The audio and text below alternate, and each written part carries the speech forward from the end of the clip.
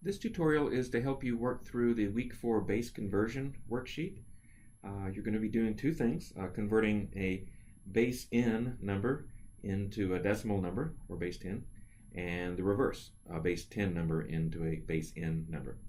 So this is the first of those steps.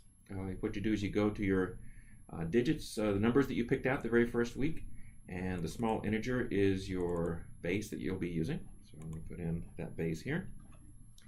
And we want to fill in, I want to start here at the red line and fill in these using our base, and look at it filled out some of this for you already. So all you need to do is go through and say, what is 7 to the 0? Anything to the 0 is 1. 7 to the first, anything to the first power is just itself. 7 squared, use a calculator if you'd like to. It's 49, and 7 cubed is 343. And then remember that the negative powers over here say that you take 1 over 7 to the first. So in this case, 7's related to the sevenths.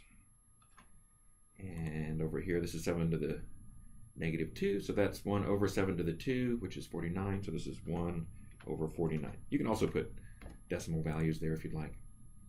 So that's done. Step 2 is to write the digits of the given number, 212.2, on these lines, putting one digit in each column, lining up the decimal points and everything. So 212.2.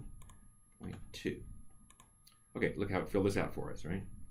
So what you do now is you go down through the columns. I can't do anything in the first column because there's no digit. I don't need it anyway. Starting with this 2 in this column. A 2 in the 49s column means that I take 2 times 49 to get 98. Again, feel free to use a calculator. Go to the next column. A 1 in the 7s column means I take 1 times 7 is 7. Go to the next column. A 2 in the 1s column means I take 2 times 1, which is 2. And a 2 in the 7th column means I take 2 times a 7th, or I get 2 7ths out of that. And I'm almost done. I just need to add across the bottom here. So add these across. That's 107 and 2 7ths, or in decimal form, 107.28. So what I've just done is I've discovered that 212.2 in base 7 can also be written as 107.28 in our familiar decimal system. Now let's do the second part of the form. We just converted from base n to base 10. Now we're going to convert the other direction from base 10 to base 8 in this case. So instructions say you're supposed to pick your large integer here. 157 is mine. Some people sometimes mistakenly read this and pull the decimal number, and that's fine. I just need a number. If you picked 87, that's perfectly fine. I'm going to use my number 157. Actually 157 because it's a decimal number. Again, starting at the red line, start here, divide your number by this column's value. Okay, I'm going to do that a couple different ways. I'm going to do it long division here. So here is the long division version of that. I'm taking the, you can see it, there we go.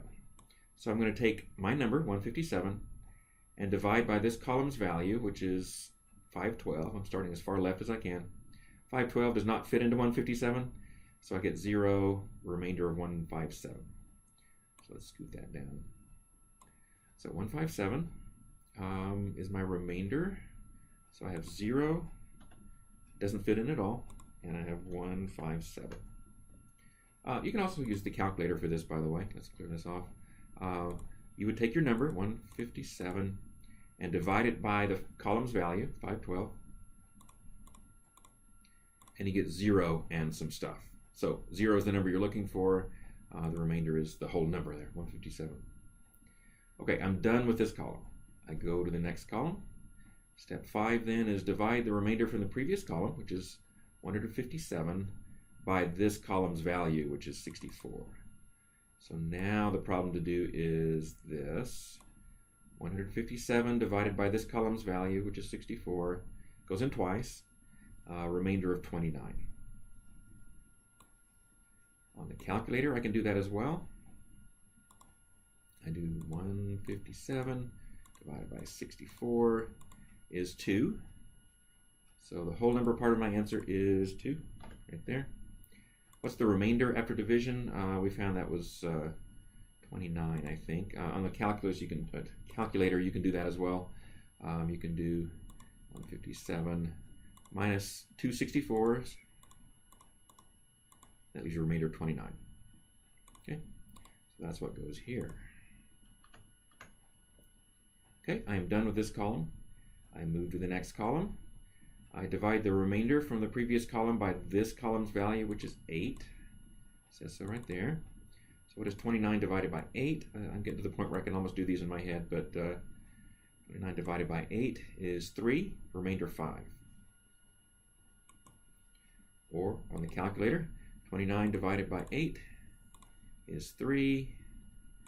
29 minus 3/8 is 5. Okay, so either way, I get the right answer for that. The whole number part is 3. The remainder is 5. I'm done with that column. Go to the next column, divide the remainder from the previous column, which is 5, by this column's value, which is 1. That I can do in my head. That goes in 5 times remainder of 0. Again, if you need to use the calculator or the long division that you've learned in school, here's, oops, whoa, that was too much. There's the division by 5 step right there. Or division by 1 to get a remainder of 5. Okay, well, I'm almost done with this. All I need to do is copy these numbers, which step 17 says are my answer, into these spots right up here. So 0, 2, 3, 5, 0, 0, 2, 3, and 5. And that's my answer.